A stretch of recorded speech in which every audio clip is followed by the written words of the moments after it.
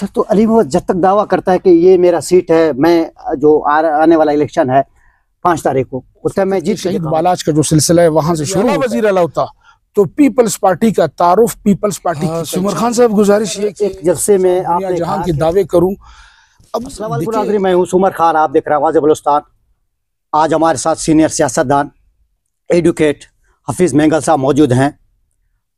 5 जनवरी को इलेक्शन होने जा रहे हैं PB 45 के।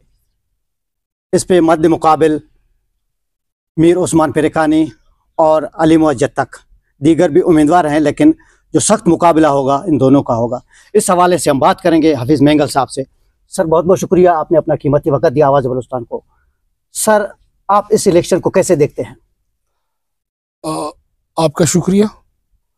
ये इलेक्शन बदकिस्मती से एक तो हमारी मुल्क की जो अंदरूनी सियासी बहरानात, मुआशी बहरान, मुआशरती बहरान, उनको देखे मैं कहता हूँ बलूचिस्तान बिलखुसूस सरियाब और बिलखुसूस हल्का PB 45 की आवाम खुशकिस्मत है कि यहाँ अली भुट्टो की तारीख को पढ़े। अगर आप शहीद मोहतरमा बेनज़ीर भुट्टो की तारीख को पढ़े, एक मजलूम ख़ानदान, एक ऐसा ख़ानदान जिन्होंने जमहूरियत के लिए कुर्बानी दी। आज की पीपल्स पार्टी ने अपने बुनियादी नज़रियाती सियासत से हाथ धो के नज़राती सियासत के पीछे लगी। और ये तो अल्लाह का करम है, अगर कोई मुझ जैसे एक आम सियासी कारकुन पे ये इल्ज़ाम लगाए तो लोग जहां हवा का रुख देखते हैं वहां जाते हैं। आज जब पीपल्स पार्टी इक़्तिदार में आई तो मैंने वो दावा किया था कि भाई इन मौसूफ ने कहा था कि वज़ीर आला जियाला होगा।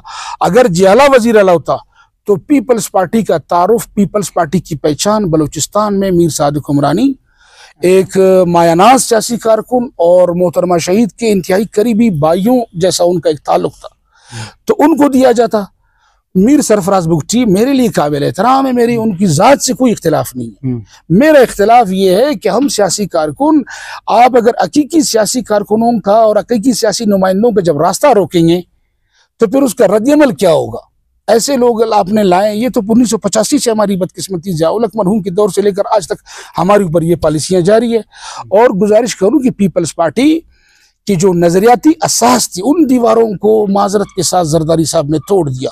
चूंकि आसिफ अली जरदारी बलोचों, पश्तूनों, महकूम अकवाम का मोहसिन भी है कि उन्होंने 18वीं तरमीम दी, मगर आज उसी 18वीं तरमीम को आप सिंध में जो है ना अमल दरामद नहीं कर सकते, क्योंकि फिर उनके मुआशी और सियासी मुफादात को नुकसान है।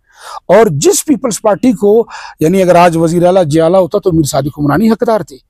यानी तुरबत के एक जलसे में उनकी कुर्बानियां, इसमें कोई शक नहीं है। यानी तुरबत के जलसे में आसिफ अली जरदारी साहब बैठे और तुरबत ही से वो उस वक्त के शहीद बालाज का जो सिलसिला है वहां से शुरू होता है। तो वो तहरीक जब डॉक्टर मारंग साहिबा की क़यादत में शुरू हुई, आपने वहां पर, मैं तो कहता हूँ ये सब प्लांटेड है, आपने तुरबत में जाकर मौजूदा निगरान वफाकी वजीर दाखिला को पीपल्स पार्टी में लाए, वहां से इस्तीफा दिलवाया, यहाँ से जितवाया। आज भी अगर हमारे दिलों में अल्लाह का खौफ है, अगर हमारा ये ईमान कामिल है कि हमने मरना है और मरने के बाद जिंदा होना और अल्लाह के सामने हमने जवाबदेह होना है, तो फिर या कर अल्लाह के कलाम पे हल्फ दे के वज़ीर आला साहब या वगैरह वगैरह जिनको हम इल्ज़ामात देते हैं यह आए कि इन्होंने फार्म 45 के मुताबिक जीता है, या वही AK-47 को रख के RO को किसी कमरे में बंद करके बस इनका दस्तखत करवाओ। यानी ये तारीख में कभी नहीं हुआ था। अब अगर पीपल्स पार्टी को हम वजाहतें या तनकीद, मतलब ये है कि हम पॉजिटिव सियासी कारकुन हैं, हमारा किसी सियासी जमात से खुद, फिर जमीयत उलमा इस्लाम के एक ऐसा मतलब तंजीमी ढांचा है कि आज भी आप देखिए PDM इमरान खान ने, हम दावा करते थे कि जी इमरान खान ने इस मुल्क में सिविल मार्शल नाफिज किया है, उस सिविल मार्शल के खिलाफ, उस जनरल हमीद फैज के खिलाफ, उस जनरल बाजवा के खिलाफ जो PDM बनी, तो कहाँ थी पीपल्स पार्टी, कहाँ था नून लीग? आप पढ़ ले आपके जो BBC की जो मतलब उसतुल्लाह खान, यानी उसतुल्लाह खान के लेवल को समझने के लिए भी एक लेवल तक पहुंचना चाहिए। उनके आर्गूमेंट्स आप देख ले, नेट पे आप चेक कर ले कि उन्होंने मौलाना फजल रहमान और जमीयत उलमा इस्लाम का जो एक सियासी किरदार और मजबूत सियासी तंजीम, स्ट्रीट पावर के हवाले से, वो आप देख ले कि PDM की जो तहरीक चली, इमामत मौलाना फजल रहमान ने की। अगर मौलाना फजल रहमान उस तहरीक के इमाम न होते तो क्या मियाँ शहबाज शरीफ और चेयरमैन बिलावल भुट्टो साहब इसको इस तरीके, और जो ग्रास रूट लेवल का एक सियासी कारकुन रहा है इस इलाके में, 10 साल वो MP रहे। हमारा मुकाबला, क्योंकि हमने 8 फरवरी को भी ये सीट भारी अक्सरियत से जीती थी, सर तो अली मोहम्मद जब तक दावा करता है कि ये मेरा सीट है, मैं जो आने वाला इलेक्शन है 5 तारीख को, बोलता है मैं जीत के दिखाऊंगा। गुजारिश ये कि सियासत दावों की बुनियाद पे नहीं चलती। अगर उस दावे के साथ कोई मजबूत दलील है तो फिर ठीक है।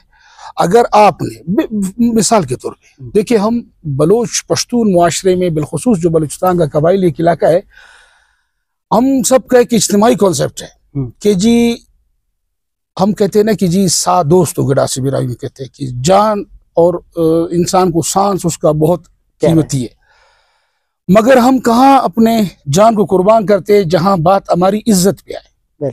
और आज अगर यानी हम एक मुहज्जिब मुआशरे में रहने का अगर दावा करते हैं, तो इस मुहज्जिब सोसाइटी को अगर हम ये जो खोखले दावे हैं, अंग्रेजी का एक मुहावरा है, शॉर्टकट इज रॉन्ग कट। अब मैं अपना सब कुछ लुटा के, पैसा लुटा के, शॉर्टकट रास्तों से, जाली तरीके से दूसरों की जीती हुई सीटें मैं छीन लूं, तो मैं कहता हूं वहां पर बलूचिस्तान भर में हमारा क्या इज्जत रहेगा। हम सीट किस लिए जीतते हैं, हम खिदमत किस लिए करते हैं, सियासत किस लिए करते हैं।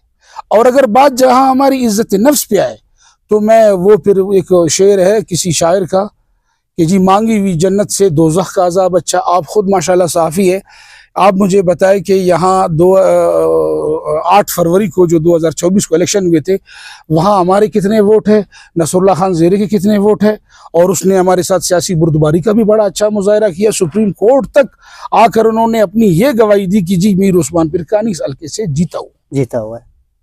लेकिन सर साल पूरा हो गया इलेक्शन को, हमें सरियाब में कोई ऐसा तरक्याती काम भी नजर नहीं आया। सर अगर आपने देखा हो तो नाज़रीन को बताइएगा कि अली मोहम्मद जद तक ने 1 साल में कोई काम किया हो। देखिए जी, आप आज अली मोहम्मद जद तक, क्योंकि मेरा उनके साथ एक काफ़ी ज़माने अच्छा ताल्लुक़ रहा है, सियासी दोस्त है, सरियाब है, एक हमारा कब्रिस्तान शरीक है, तरक्याती काम मुझे तो नज़र नहीं आ रहा। उससे दावत देखिए, मैंने कहा दावों की कोई दलील है तो वो दिखाएं। अब मैं भी अगर आकर यहाँ जो है ना तेज दरार गुफ्तगू के साथ दुनिया जहां के दावे करूं, अब देखिए, अब वो 93 का और 73 का ज़माना नहीं है। आजकल तो सोशल मीडिया का दौर है। जिसने जो दावा करना है वो अपना दलील पेश करे कि भाई मेरे दावे का मुदल्लल दलील, यानी ये उसकी दलील है और ये उसकी सबूत है। गुजारिश ये कि एक चीज़ मैं हकीकत बताऊँ आपको कि सरियाब में हमारा नज़रियाती इख्तिलाफ हो सकता है, मगर सरियाब में जो जितने भी वज़ीर आला बलूचिस्तान के आए, मैं ज़ाती तौर पे, देखिए हकीकत पसंद होना भी तो इंसान को होना चाहिए। जाम कमाल खान, उन्होंने सरियाब में जो तरक्याती रिकॉर्ड काम करवाए वो रिकॉर्ड पे है और उनको हम अप्रिशिएट करते हैं ज़ाती तौर पे मैं। और जहां अब अगर पीपल्स पार्टी ने कुछ यहाँ किया है, यहाँ हमारे LKPB 44 से भी एक MPA हैं, और चूंकि बदकिस्मती से वो भी जाली MPA हैं, उनका मुझे तरक्याती काम दिखाए, इन मौसूफ का मुझे दिखाएं। सर एक जलसे में आपने कहा कि सरकारी मशीनरी इस्तेमाल हो रही है, वज़ीर आला यहाँ पे जो है ना हमारे मुखाफलत कर रहे हैं, तो इन चीज़ों आप कैसा देखते हैं? क्या सरकारी मशीनरी वाकई इस्तेमाल हो रहे हैं सर? देखिए जी, सरकारी मशीनरी, जमात उलमा इस्लाम एक बहुत बड़ी पॉलिटिकल फोर्स है, इतनी कमज़ोर जमात नहीं। हाँ, ये बदकिस्मती ओवरऑल मैं कहता हूँ कि इज्तिमाई तौर पे मुमलिकत खुदादाद पाकिस्तान की है कि अगर आज हम देखें, तारीख़ का मुताला नहीं करते और ना ही हम तारीख़ से सीखते हैं, और जिन कौमों ने तारीख़ से नहीं सीखा, फिर तारीख़ ने उनको बहुत बदतरीन सिखाया है।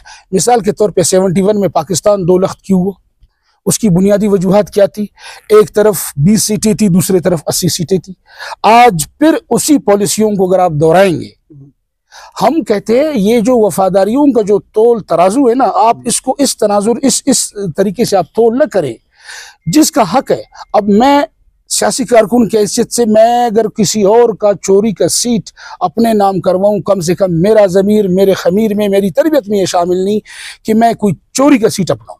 और ना आज भी हम जमात उलमा इस्लाम की जो है ना कारकुनान ये हम अपील कर रहे हैं कि जी आप मुझे किसी और की सीट दें, ना आपने हमारे जलसों में कोई ऐसे खोखले दावे देके कि जी हम यूं करेंगे और वो करेंगे। और अगर आप दावों की बात करते, जिस तरह असेंबली में सीनियर सियासी कारकुनान की दिल आज़ारी नहीं हुई, असेंबली से बाहर खवातीन की दिल आज़ारी नहीं हुई, तो क्या हम मतलब एक वो बकौल एक ड्राइवर के, मैंने उन्होंने मुझसे पूछा कि भाई आप तो सियासी कारकुन है, ज़रा सियासत के अहवाल दे। मैं हैरान हो गए, मैं क्या बताऊं। तो उन्होंने मुझे कहा कि मेरी नज़र में सियासत वो है कि आप अपने दुश्मन को अपना दोस्त बनाएं, और यहाँ हम अपने दोस्तों को अपना दुश्मन बना रहे हैं। तो यार ये सीटें अगर इतनी ही आपके साथ वफादार होती तो इन सीटों पर 77 सालों में बहुत सारे लोग आए और गए, मगर ऐसे दावे, ऐसा मनफी रवैया और ऐसा एक जज्बाती माहौल हमने किसी के साथ नहीं देखा। सर, जो हमारे मेंबरान है बलूचिस्तान असेंबली के, वो खुद कहते हैं कि जी हमें अवाम मानते नहीं हैं, तो फिर आप क्या समझते हैं सर, ये असेंबली तक कैसे पहुंचे? असेंबली तक जो है ना, हम कहते हैं एक है गैबी मदद, एक है आज गैबी रोड का मदद। तो ये मैं कहता हूँ ये आज गैबी रोड वाला मदद है, बस हर किसी ने वो रास्ता दिया जहां। मैं एक और गुजारिश करता हूँ, देखिए अगर इस रविश को आपने अपनाना है तो फिर मेहरबानी करके इन सारे सीटों को 65 70 80 जितनी सीटें बलूचिस्तान की, इनको आप ऑक्शन कर दें, ऑक्शन कर दे, जिसने अच्छी बोली दी उसको दे दो। फिर ये इलेक्शन का माहौल, ये इंतखाबी फहरिस्तें, ये अखराजात। हफीज मेंगल साहब समझती है कि सारे 47 वाले हैं सर? सारे से, अब देखे ना, सारे से मुराद ये है कि रियासत की ये रविश भी रही है कि जो मिसाल के तौर पे सरदार अख्तर जान का सीट है, जो नवाब असलम खान रईसानी का सीट है, कुछ सीटें ऐसी हैं कि जिनको आप कह सकते हैं, मतलब ये पूरा असेंबली। हाँ, मैं गुजारिश करता हूँ, देखिए आज अगर फार्म 47 का जो सहरा है, जो ताज है, जो पग है, वो बदकिस्मती से पाकिस्तान पीपल्स पार्टी और पाकिस्तान मुस्लिम लीग नवाज के सर पे जाती है। आज भी मैं नहीं कह रहा हूँ, बैनुल-अक़वामी तहकीकाती इदारों की रिपोर्ट है कि आज भी अगर फार्म 45 के मुताबिक फैसला किया जाए तो मियाँ नवाज शरीफ ने, जिसने 2 मरतबा इस मुल्क में 2/3 अक्सरियत हासिल की थी, वो उनकी 15 सीटें, और इमरान खान से हमारा नजरियाती इख्तिलाफ हो सकता है, मगर हकीकत तो फिर हकीकत है। अगर मैं हकीकत को छुपाऊं और फिर खोखले दावे करूं तो मैं समझता हूं कि फिर मैं सियासी कारकुन ही नहीं। सर, मेरा आखिरी सवाल है आपसे, क्या इमरान खान 1-2 माह में रिहा हो सकता है कि नहीं? हो जाएगा, हो जाएगा ये यकीनी, क्योंकि ट्रंप साहब के आने के बाद जो है ना, खित्ते की जो सियासत है उसमें तब्दीलियां नजर आ रही है, टेलीफोन कॉल शुरू है। अच्छा, हाँ हफीज साहब बहुत बहुत शुक्रिया आपका टाइम देने का, अपनी आवाज़ बलूचिस्तान को बहुत शुक्रिया।